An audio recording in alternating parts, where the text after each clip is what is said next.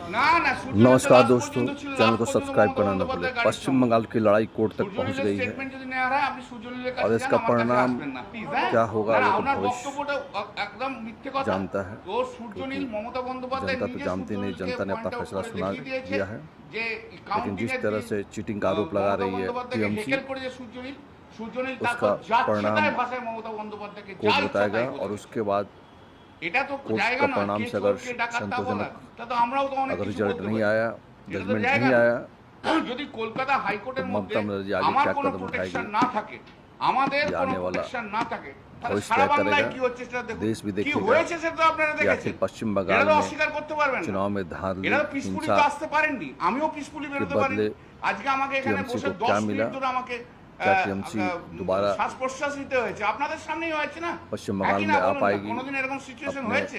আজকে যে कार्यकर्ताओं সিচুয়েশন को হলো, একজন সিনিয়র লয়ার कर पाएगी তাকে যেতে পর্যন্ত দিচ্ছে और না। भारतीय এর जनता চেয়ে আর पार्टी কি को খারাপ नहीं কিছু तो जवाब থাকতে পারে? देगी। এই ললেসনেস হয়ে গেছে মাননীয় মুখ্যমন্ত্রীর हिंसा জমানাতে। करने वाले ললেসনেস কোনোদিন কলকাতা হাইকোর্টে এই জিনিস হয়নি। जो মাননীয় মুখ্যমন্ত্রী শুভেন্দু कार्यकर्ता অধিকারের हमको सजा दिला पाएगी। নেতৃত্বে আজকে अगर এই इन सब ললেসনেস হলো। चीज़ों में अगर सफल हो पाई राजनीतिर तो निश्चित रूप से बंगाल की राजनीति में एक नया अध्याय जुड़ेगा और देश के लिए सबक होगा।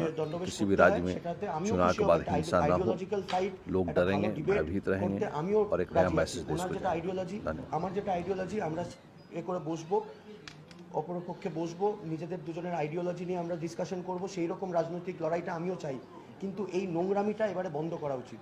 আমি আমার বয়স খুবই কম, আমি 32 বছর আজকের আমার দিনে বয়স। আপনার মনে হয় যে আমি একজন প্রাক্তন মুখ্যমন্ত্রীকে কোনো দিন গায়ে টাচ করতে পারবো বা কোনো গালাগালি দিতে পারি? এটা ওনাদের কালচার, এটা আমার কালচার নয়। सीआरपीएफ किसी का नाम किसी काम में नहीं आया। मेरा सामने हम तो एमपी है श्रीरामपुर का, मेरा सामने सीआईएसएफ चुपचाप था और हमारा कैंप उड़ा दिया बीजेपी लोग।